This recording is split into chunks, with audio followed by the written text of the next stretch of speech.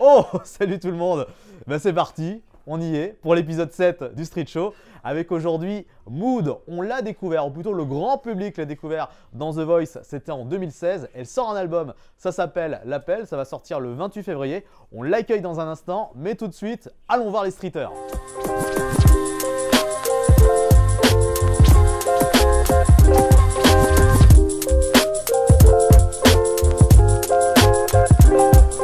Allez, on claque deux fois. 1 et 2. 1 et 2. Les streeters sont là. Cécile pour sa deuxième. Émeric pour sa millième. Salut les Gaulois. Aujourd'hui, notre invité c'est Mood. Ouais. Alors Mood, on l'a vu dans The Voice. Mais elle n'aime pas qu'on la caractérise que par ça, parce qu'elle a raison, en même temps c'est une chanteuse avant tout, mais on l'a découvert en 2016, enfin le grand public l'a découvert en 2016 dans The Voice. Vous suivez un peu les télécrochets? Moyen. Non. Pas tellement, non, pas tellement. Parce que c'est vrai qu'à une époque, moi j'ai une anecdote là-dessus, moi je bossais dans une radio et c'est vrai que on se disait dès qu'il y avait un nouvel artiste, premier réflexe qu'on avait, c'était devenu depuis quelques années, mais il a fait quoi comme télécrochet? Et un artiste, je lui dis mais lui il a fait quoi? On me dit mais non mais il sort de rien, c'était Vianney, tu vois. Ah ouais. Pour moi Vianney il avait fait quelque chose, c'est mais Vianney il a fait quel ça, donc c'est vrai qu'est-ce que c'est maintenant, est-ce que ça a pris trop d'ampleur, vous pensez, les télécrochets par rapport à la musique? Tu sais comment on surnomme une émission, un télécrochet où tu gagnes rien? Télécrochu. Télécrochu, c'est ça. Donc ça répond pas du tout à ma question en fait. Non, ça répond pas. Oui, ça fait une diversion. Non, mais ça peut être un palier en fait. Oui, tu ça vois. met du beurre dans les épinards. Du beurre dans les épinards, Bah, ouais. ça donne de la visibilité. Après, comme tu disais, il y a des artistes qui sont connus, qui arrivent à percer, Ouais. heureusement encore, Sans ça. sans ça quoi. Non, parce qu'il faut savoir, donc justement, Mood, elle a déjà sorti un album. Avant en 2014, elle a fait plein de choses avant, mais c'est voilà, donc ça peut faire un coup de boost et les gens, heureusement ou malheureusement, ils vont l'identifier à ça. Oui. Donc c'est. Quand on est catalogué, c'est difficile de. Ouais, toi, t'es catalogué dans quoi par Oh exemple? là là, moi, c'est toujours. Est-ce que le néant finalement, ça pourrait être caractérisé? Le néant, non, je ne Non. sais pas ce que Non. c'est que le néant. Quoi qu'il arrive, je fais toujours surface. Moi. C'est vrai, exactement. C'est bien répondu. Donc oui, le télécrochet, c'est arrivé il n'y a pas si longtemps que ça, hein, finalement, il y a 20 ans. Vous vous rappelez tout pour le télécrochet ou pas? Star Academy. La Mais Starac. avant, il y avait les radios crochets. Hein. Ouais, mais là on parle de télécrochet. Mais ouais, mais bon, donc là tu fais du vois. hors-sujet. Donc le télécrochet, les émissions, oui, donc la première gagnante, premier gagnant c'était C'était Jennifer. Jennifer. Et parallèlement à ça, il y avait également la nouvelle star. Non, Popstar, pardon. Popstar. Oui, ouais. Popstar. Popstar avec en gagnant. Tu gagnais un album. Je sais pas. Tu C'était gagnais les un L5, enregistrement d'album. L5 Oui, qui les L5, l'emporte. oui, exact. Il y a beaucoup d'artistes évidemment qui sont sortis de ces télécrochets. Matt Pokora qui avait gagné Qui du ça Popstar. Matt Pokora. Matt Pokora. Matt Pokora, c'est notre prochain invité, tu vas voir. C'est Salut Matt. Matt Pokora, Slimane également qui avait gagné en 2016, Kenji, Claudio Capeo. Enfin beaucoup, c'est quelque chose qui marche. Mais effectivement, donc le message c'est que on peut également réussir sans les télécrochets et puis avoir une carrière aussi à côté. Après, des fois, ça peut être plus compliqué. Oui. Mais Sinon, tu plus couches, long, le grand plus classique, ça marche toujours. hein. non, c'est vrai que je pense que Ça c'est une peut bonne marcher. solution. Beaucoup ont réussi comme ça. Ouais, copinage, Voilà, coup de flic, copinage, coup de vis, coup de vis. ça Il marche faut de aussi. vis, là. Code hein. vis, code vis. Non, c'est vrai que la musique Je c'est donne vis là. des tuyaux. Hein. Non, mais en plus, non, Eh mais ouais. en plus, Ouais. c'est même Ouais. pas. En fait, on veut rigoler, mais c'est vrai en fait. C'est juste du vis. Ça existe. C'est que du vis pour réussir en fait. Sauf chez nous. Voilà. Ah oui. Sauf chez Il y a nous. pas de ça, il y a Ah pas ouais. de Parce ça. que finalement, la musique, c'est pas forcément le talent qui te fait gagner, enfin qui te fait réussir. C'est vrai. Ouais, on peut être très nul et puis réussir, être très bon par réussir. Ouais. C'est le contact avant tout. Alors voilà les amis, si vous faites de la musique chez vous, faites du contact. Peut-être derrière il y aura un disque d'or. Bon, on va parler de quoi avec vous aujourd'hui? Bah moi, l'objet de Cécile, hein, donc Ouais. c'est un peu un objet particulier que tu peux te mettre quelque part sur le corps. Que tu peux te mettre. C'est Quelque déjà part, ça. tendancieux. C'est Oui, tendancieux, tout à exactement. fait, c'est sans nom. Et Bibi, le Ouais. bistrot d'Emeric vous emmène dans l'univers des boissons totalement insolites. Et si vous avez goûté à ces boissons, je pense que vous en êtes mort, vous êtes suicidaire, vous êtes fou. Ok. Et bah à tout à l'heure. À tout à l'heure. À toutes. Allez, on accueille Mood dans le Street Show.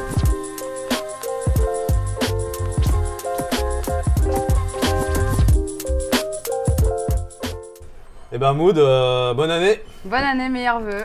La santé, ça fait plaisir de te voir, ça fait 15 ans qu'on s'est pas vu. Enfin, je sais pas si on s'est déjà croisé, mais faut le dire aux gens. Faut le dire, ouais. On est a arrivé un en aveu deux- à faire. On est arrivé en 2003 à À Rennes 2. Rennes 2, ouais. Donc c'est une université, c'est l'université de Rennes. Bah voilà, donc ça s'appelle Rennes 2. Sociaux, musicologie pour moi. Donc toi, tu faisais musique, moi je faisais AES. Bon, ça m'a pas forcément réussi, toi oui, parce que ta carrière elle est un peu. Je dis pas qu'elle a commencé non plus là-bas, mais parce que tu jouais déjà avant. Si, ça a commencé là-bas. Vraiment, c'est à Rennes que j'ai commencé mes premières scènes, etc. Mais c'est par la fac, tu crois qu'il faut faire des études pour être musicien En fait, la fac, c'est un lieu qui rassemble et je pense que là-bas, toi aussi, tu as dû faire des rencontres hyper décisives pour toi. Et moi, alors pas à Rennes 2, mais oui, j'en ai, mais je vois le délire, je vois où tu vas en venir. Je comprends. C'est là-bas que tout se fait. Voilà. Non, c'est un peu. Moi, je l'ai vraiment vécu comme une libération. Elle arrivait à Rennes, vraiment pouvoir me retrouver avec plein de gens un peu bizarres comme moi. Qui avaient besoin d'exprimer d'autres choses. Définition du mot bizarre, tu te dis que t'es bizarre, ça n'engage que toi, mais qu'est-ce que c'est bizarre? Non, c'était dans mon parcours de bahut de campagne auparavant. T'étais où avant? T'étais en camp? Ouais, c'est ça. Ouais, j'étais en Maine-et-Loire, dans des petits villages du Maine-et-Loire. Ok. Voilà. Et donc l'arrivée à Rennes était vraiment quelque chose d'hyper jouissif pour moi, de faire des rencontres musicales qui ont été très très nourricières. En fait, c'est là-bas que j'ai commencé aussi la musique indienne, arabe-andalouse, l'électro, le trip-hop, enfin vraiment plein de choses qui ont été le socle de ce qui nourrit aussi ma musique maintenant, quoi. Donc ça veut dire que la passion pour le voyage musical, c'est parti de là-bas? Ça s'est vraiment concrétisé là-bas. C'était en moi depuis longtemps, mais c'est vraiment là-bas que je l'ai pratiqué pour la première fois et ça a été une porte vers le voyage ensuite. Ouais. Justement, là, c'est vrai que tu viens de parler de l'Inde. C'est un voyage que tu as fait, je crois que c'était en 2013. Ouais, 2013. Et là, tu y avais été pourquoi à la base? Pour plus c'était un voyage d'études. En fait, voilà, à la fin de la fac de musicologie, je suis passée. Ensuite, j'ai fait un diplôme d'état de chant musique actuelle et ensuite, je suis passée en Centre-Bretagne, la Crève Academy, qui est l'école de musique d'Éric Marchand, qui est un chanteur breton très fédérateur et très ouvert sur les musiques modales aussi extra-européennes. Et là-bas, on a la grande chance de pouvoir réaliser un voyage d'études dans le pays de notre choix, avec les enseignants de notre choix. Et donc, c'est dans ce cadre-là que j'ai pu réaliser un collectage qui a servi de socle à la création de mon premier disque Duom, qui est sorti en 2014. Et c'est là-bas aussi que j'ai reçu l'enseignement des Gundesha Brothers, qui sont vraiment des maîtres de l'art du Drupad, le chant classique hindoustani. Ça t'a transformé. Mon influence. Ça t'a transformé, ça t'a un peu hypnotisé. On parlait de ça l'autre fois à la radio. Ça m'a permis d'inscrire plus profondément en moi des choses qui étaient déjà là, mais qui ont pu se développer, s'approfondir, se poser. Ça m'a mis en lien avec aussi une philosophie de vie et une forme de pratique dans la musique qui est encore plus précise, encore plus profonde, quoi. Ouais, donc justement, tu disais ça, donc 2013, c'est l'Inde, 2014, ton premier album. Ouais. On va parler dans un instant, bien sûr, de ton futur album là, qui arrive dans quelques semaines. Duom, c'est vrai que ça se dit. Il y a OM, on pourrait croire que t'es fan de foot, mais pas complètement. Du tout. Nelson était là tout à l'heure. Oui, c'est vrai qu'on a eu un Nelson Montfort. Ouais, mais rien à voir, toi. Duom, c'est le miroir de Mood et en fait, le home, c'est le symbole qui est sur ma main. C'est ce que je disais l'autre jour à la radio. En fait, c'est vraiment le symbole de l'harmonie universelle, là où coïncide pour eux passé, présent, avenir. Et pour eux, c'est ce qui aurait déclenché la création du monde. Enfin, c'est vraiment une syllabe très porteuse pour eux. Et j'aimais bien que cette syllabe soit contenue dans mon nom, vu qu'avant je chantais en français à l'envers, justement, miroir. Et donc do home, ça voulait juste dire faire home, enfin aller vers ce rassemblement, cette harmonie universelle. Et c'était vraiment un hommage à mon voyage là-bas, à ce qu'on a pu me transmettre. C'est vrai qu'il y a beaucoup de sonorités dans tes aussi. derniers sons, même dans tes anciens. Ouais. Sur l'Inde, sur la musique orientale, sur la musique... C'est tout ce continent un peu asiatique, africain, en fait, finalement, qui t'inspire aujourd'hui, j'ai l'impression. Ouais, d'Asie du Sud-Est, nord-africain. Ouais. J'utilise toujours l'harmonium indien, effectivement. Voilà. Donc c'est un des socles de ma musique, de mon écriture. Et après, je reste aussi une femme occidentale, donc aujourd'hui, j'utilise beaucoup les musiques électroniques. Je vais de plus en plus vers ça m'inspire beaucoup. Justement, qu'on explique bien la musique électronique. Toi, t'es pas, parce que les gens ils vont entendre musique électronique, DJ, ils vont dire la fille c'est David Guetta. Non, ça n'a rien à voir en fait. Ça, c'est, Oui, je suis effectivement très influencée, souvent comparée à des artistes comme Björk qui utilisent aussi ça comme vraiment palette sonore, instrumentale, voilà, comme un peintre. C'est une histoire de texture sonore, d'architecture en fait en 3 dimensions où on va sculpter les choses et marier des choses acoustiques et électroniques pour marier tout ce qui est ancestral, modernisme, Orient et Occident, quoi. Voilà. Mood, en fait, tu t'appelles Maud. Ouais. Il n'y avait qu'un pas, tu l'as franchi. Exactement. Mood, c'est état d'esprit. Ouais. Et à l'époque où j'ai choisi ce nom-là, je travaillais avec Olivier Leroy à Rennes, qui a un groupe qui s'appelle Holly and the Bollywood. On revient toujours avec Rennes, finalement. Exactement. C'est les racines. Est-ce que Rennes est la capitale de la Bretagne? Eh bien, oui. Voilà. donc si tu le dis, c'est que c'est vrai. Même si tout le monde dit non, ce n'est pas possible. À Nantes, donc Mood, oui, l'état d'esprit, forcément. L'état d'esprit, puis on monte un duo avec Oli, qui avait Holly and the Bollywood. On s'est dit Oli et Mood, et ça tombait sous le sens. Et justement. Après, il y avait une The Mood for Love, toutes les valeurs que je défends. Justement, l'Inde, Bollywood, c'est la plus grosse industrie cinématographique dans le monde. Comme tu as pu remarquer, je suis acteur indien. J'ai joué dans plusieurs films et tout. On pourrait faire quelque chose, tu penses? Je tourne et tu chantes? Ouais, je peux chanter certains bhajans, moi. Pas vraiment du Bollywood, mais du bhajan. Mais tu suis un peu les films. Enfin, non, j'ai pas encore joué, mais dans un film, et j'espère un jour.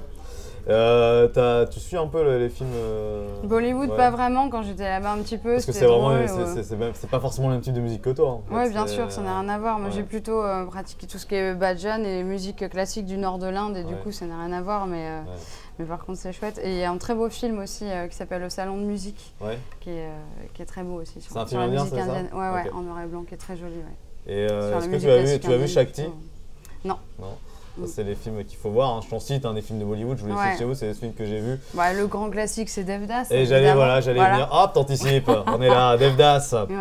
Devdas, il faut le voir. C'est assez classe. Alors, il faut savoir que pour ceux qui ne connaissent pas les films de Bollywood, c'est très long. Donc, prenez votre après-midi ou vraiment toute une soirée. Ça dure 3 heures. C'est vraiment, voilà, où il faut la faire en 2 parties. Tout le monde s'est plaint, entre guillemets. Enfin, pas plein, mais c'était un phénomène quand le Titanic est sorti 3h30.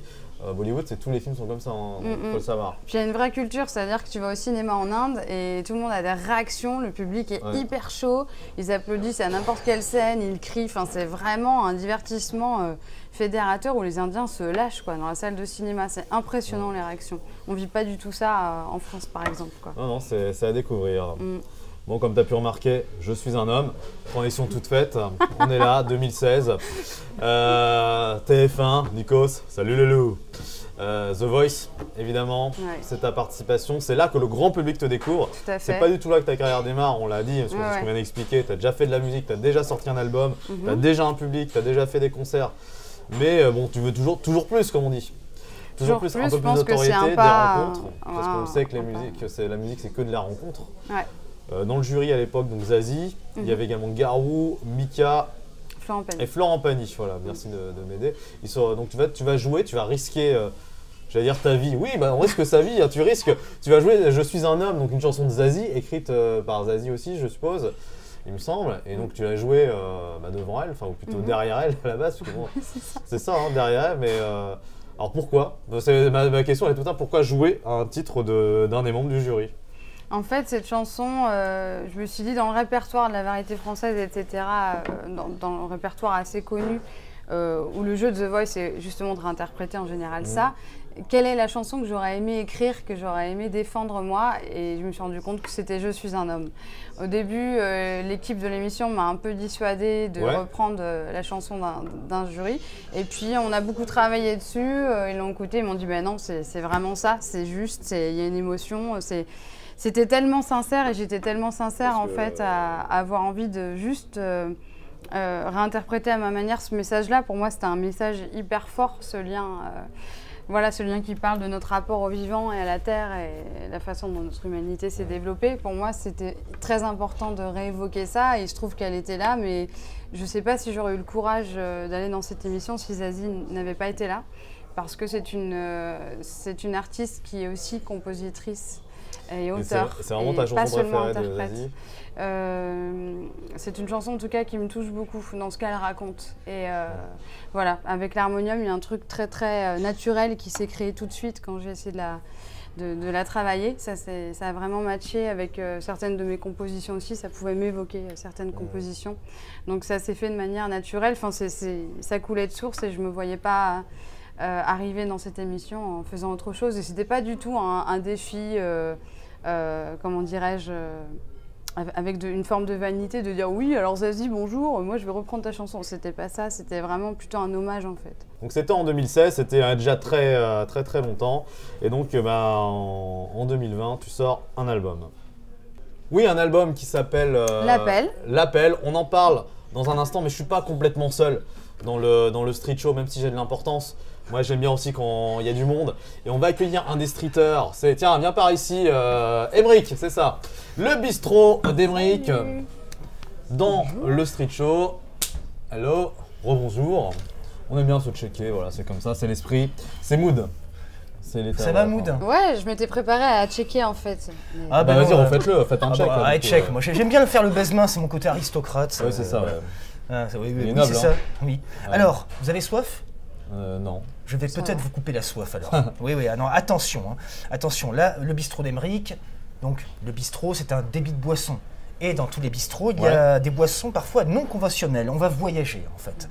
Alors on sait que l'alcool, on rappelle, alcool à consommer avec modération, mais la créativité loufoque n'a pas de limite.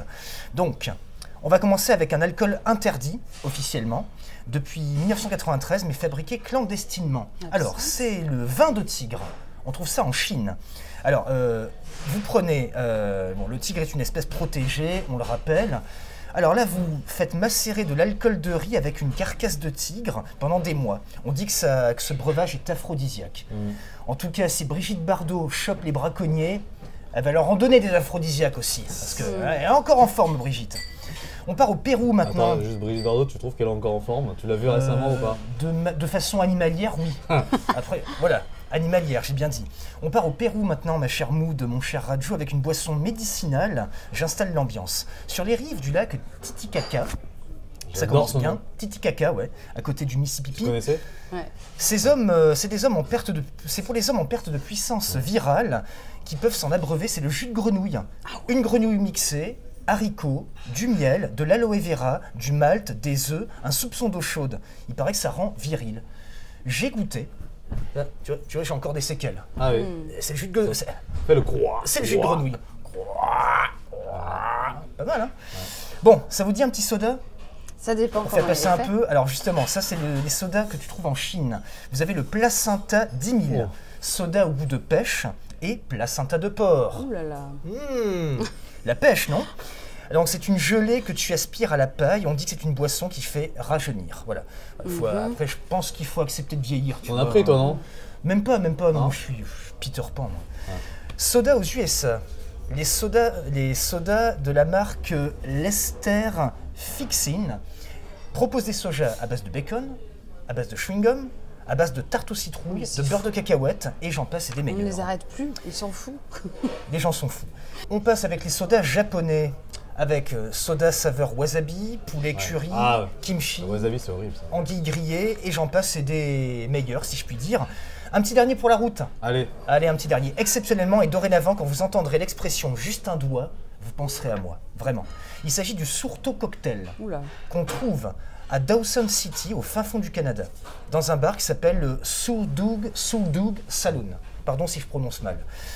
Il y a une histoire. Dans les années 20, Louis Liken, coursier d'alcool, faisait passer des bouteilles de l'autre côté de la frontière, accompagné par son frère. Et un jour, ça tourne mal. Ils sont pourchassés par la police. Ensuite, il se coince le pied dans un morceau de glace. Il a dû s'amputer l'orteil pour se décoincer, et il a mis l'orteil dans la bouteille. Et c'est 50 ans plus tard, un certain Dick Stevenson qui trouve la bouteille avec l'orteil intact qui est momifié, et depuis, il le sert dans son bar. Voilà. Ainsi, Dick Stevenson propose au bar, le Dawson City, de le vendre, et ça, il décide de le vendre, et ça marche. Ça devient donc le Surto Cocktail, cocktail à l'orteil aigre. Oh là là. Voilà, donc juste un doigt. J'en goûterai pas. Voilà, juste un doigt, c'est le pied. Ouais. Pourquoi pas, ouais. Le choix dans la date. Pas mal. Et depuis, 75 000 personnes ont dégusté ce cocktail. Donc tu dois toucher l'orteil avec les lèvres, ne pas avaler, sinon c'est $500 d'amende. Et l'orteil, quelqu'un l'a fait un jour. Il a été remplacé par un donateur. Donc je conseille, d'après le patron, du moins j'espère, quoi. Hein. Mais qui a pu... Moi j'ai décidé, sur mon testament, c'est stipulé, je ferai don de mon orteil pour ce bar. Ah non. Ah si. Imaginez si un jour cette boisson est en expansion, ça pourrait mettre la puce à l'orteil, dire, à certains. Admettons ça arrive, et on n'a qu'à réquisitionner les orteils des lépreux. Donc voilà, tu mets la distillerie de cet alcool à côté d'une léproserie. C'est une astuce comme une autre. Hein. Voilà, chers collègues, chers amis, je vous invite à boire un coup. Ok, à bientôt, à tout à l'heure. À très bientôt, à moins que d'ici là, la Terre se mette à mieux tourner.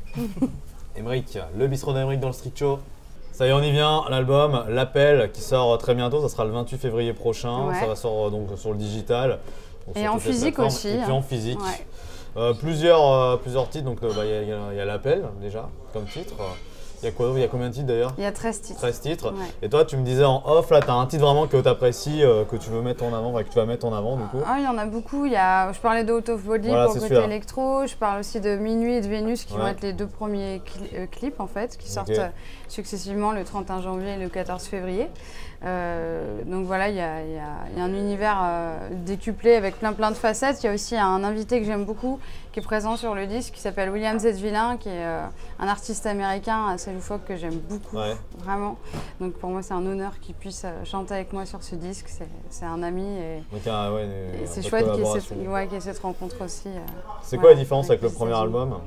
Il y a énormément de différences. Le premier album, déjà, il est en français miroir, donc c'est une langue incompréhensible. Ça nous amène... Le français yaourt. Ouais, il fait nuit, il y a fune, je parlais comme ça, donc toutes les chansons, elles s'adressaient vraiment dans une langue assez typée imaginaire. Et dans cet album-là, L'Appel, je chante principalement en français. Donc on est plus proche de la chanson, des musiques ethniques et électroniques, alors que le premier disque était plus expérimental et il était réalisé avec des musiciens qui venaient du free jazz, donc il y avait une dimension encore plus atypique, encore plus, comment dirais-je, j'étais même classée dans le jazz en fait sur le premier album, même si ça n'en était pas. Ce nouvel album, oui, il est plutôt entre la chanson, les musiques ethniques et électroniques, et donc plus ouvert. Il y a quelques incursions en indie et en anglais, mais c'est surtout en français. Tu n'as pas invité Slimane, il t'a invité lui sur son album, et toi pourquoi tu n'as pas invité Slimane sur le tien? Je pense pas que ça aurait été un projet qui lui aurait correspondu, puis il a une actualité foisonnante. Oui, mais bon. Et je suis pas non plus dans les musiques urbaines, etc.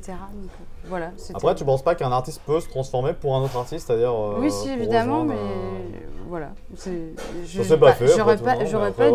J'aurais pas du tout pensé à ça, en fait. Je te pose la question, c'est ta réponse, tout simplement. Nous sommes là donc justement en échange sur cet album, donc on a pu voir les quelques différences qu'il y aura, et puis justement tu vas aller le défendre un peu sur scène, tu as des dates qui arrivent. Sur Paris. Hein. Alors sur Paris, il y a le 31 janvier à l'International avec la sortie du clip Minuit, il y a le 31 mars au 3 Baudets, on va vraiment fêter le disque. Et puis il y a plein de surprises qui s'ajoutent. Une release party. Tout à fait, une release party. Release party. Et il y a beaucoup de dates aussi, évidemment, en région, et pas mal de surprises, de festivals. Donc tout au long des semaines, il y a pas mal de dates qui s'ajoutent. Et vous pouvez me suivre sur les réseaux sociaux, Mood officiel, ou vous pouvez retrouver tout sur mon site officiel, mood-mood.com. Voilà. Il y a un streeter que tu as vu tout à l'heure, c'est Émeric. Il y a aussi une streeteuse qu'on accueille maintenant. C'est Cécile. Salut Rajou. Ça va depuis tout à l'heure? Salut Cécile. Salut, enchantée. Cécile, nouveau de Cécile, donc tu viens nous présenter un objet. Ouais, moi je vais vous présenter un objet. Je ne sais pas ce que vous avez eu comme pire objet en cadeau de Noël. Je ne sais pas si ça t'est déjà arrivé. Déjà, j'ai pas de cadeau à Noël. Moi, toi, t'as pas de cadeau, toi, t'as pas de chance quoi. Non. Et toi, ça t'est déjà arrivé? Ouais, j'ai eu des pinces à linge ou des chaussettes de la part de mes parents. Je trouvais que c'était un peu moyen une année. D'accord, ok. Mais c'est pas grave. Non, je rectifie, j'ai eu des choses super en plus à Noël, mais vraiment parce que j'ai une maison récemment, donc mais là, je parle de pire cadeau, le pire cadeau. Mais non, j'ai des super cadeaux, moi, les gens qui me font des cadeaux même. Donc voilà. Donc moi, en fait, à Noël, j'ai eu un pack de patchs en or. Ah oui. Ça. Ah, les patchs. Donc je comprends pas très bien ma famille là, pourquoi vous m'avez offert 10 packs de patchs en or. Hein, parce que quoi j'ai des cernes, il paraît que j'ai des cernes. Mais vous savez pourquoi j'ai des cernes? Parce que je passe le plus clair de mes nuits à taper des chroniques pour les invités. Hein, la faute à qui? La faute à qui? La faute à Rajou. Ouais, donc j'ai une petite question. Il y a un vrai marché du patch. Est-ce que vous en connaissez? Vous avez déjà testé peut-être des patchs? J'ai entendu parler du patch Nicorette. Moi, je me suis déjà paxé, mais pas patché en fait. C'est pas pareil, Rajou, c'est pas pareil. Oui, le patch Nicorette qui t'envoie de la nicotine dans le sang. Alors, il faut surtout pas fumer avec, il paraît. Après, il y a d'autres patchs. Pourquoi pas fumer avec? Parce qu'après, t'as trop de nicotine, quoi. Tu fumes, t'es patché, surplus de nicotine. Donc voilà. Après, il y a le patch chauffant. oui. Quand tu te bloques le dos, tu te le colles. Ça fait du bien ça. T'as déjà essayé? Ouais. Ouais, ça c'est magique. Il y a les patchs minceurs non, aussi. Patch minceur, ouais. Le patch minceur, alors ça, je ne comprends pas le concept. En fait, tu te le colles sur un petit bourrelet et hop, plus de bourrelet. Abracadabra. Abracadabra. Il y a les patchs détox aussi. Ouais. Alors ça, c'est pour t'éviter de boire d'affreuses boissons. Oui. Le jus vert, ça fait du bien. Oui, le jus vert, ça fait du bien, mais si t'aimes pas en boire, tu te colles un patch et hop. Je suis sceptique sur le truc. T'es sceptique? Est-ce que ça marche vraiment? Faudrait essayer pour voir ça. Après, il y a un truc qui connaît un super succès auprès des enfants. C'est des patchs que tu colles sur les trous, tu repasses et hop, un patch. Vous connaissez ça?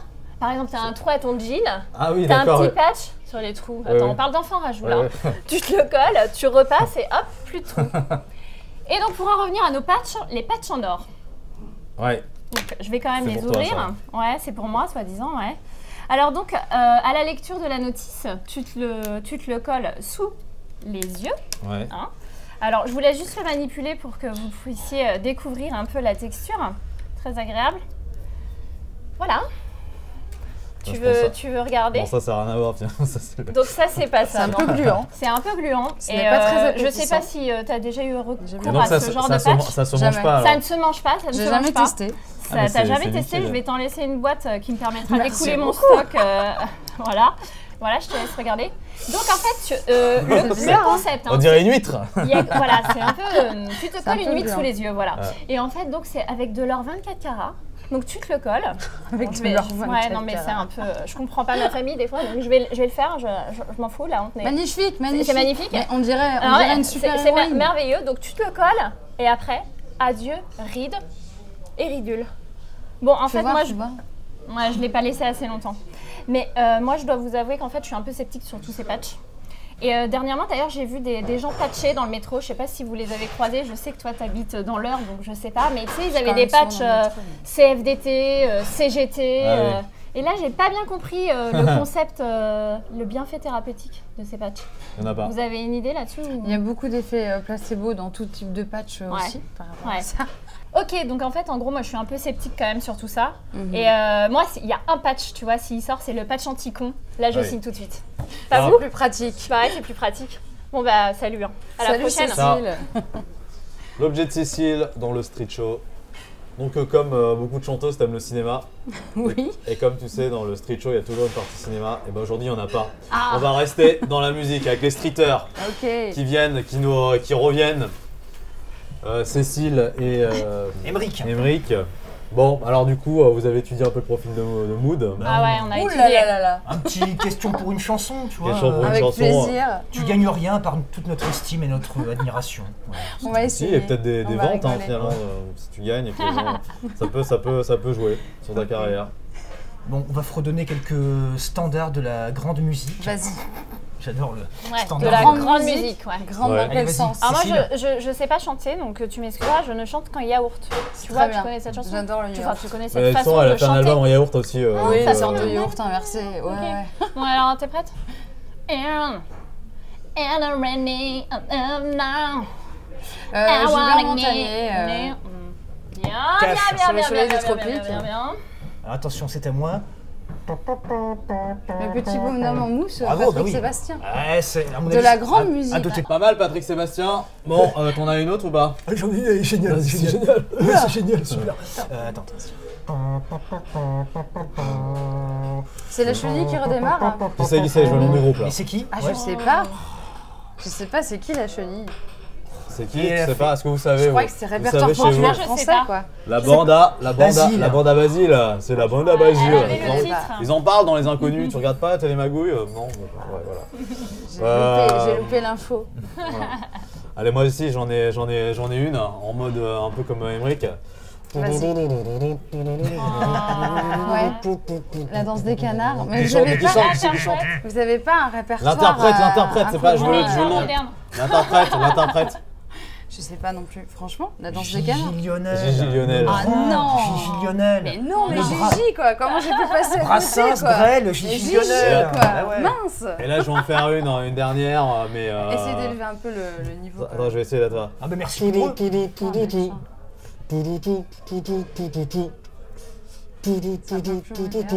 sais pas. Le beatbox, c'est pas mal. Bon, je vais pas. C'est un truc qui est sorti cette année. Tu parlais d'Aya Nakamura tout à l'heure, mais je connais pas assez. Je sais pas si c'est elle. Non, c'est pas Aya Nakamura. C'est sorti en 2016, l'année où tu as fait The Voice. Et dans The Voice, il y avait un chanteur qui a un béret souvent. Claudio Capeo? Non. Enfin, peut-être, oui, mais non, c'est pas un béret, c'est un bonnet. Non. Bonnet, tu dis? Hein? Ah, Slimane. Slimane. Mais t'as chanté quoi?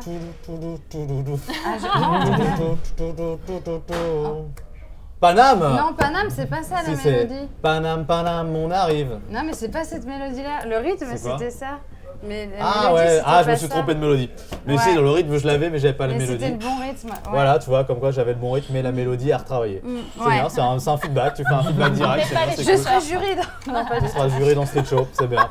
En tout cas, Maud, merci d'être passé aujourd'hui dans le Street Show. Les réseaux sociaux, c'est Maud. Hein.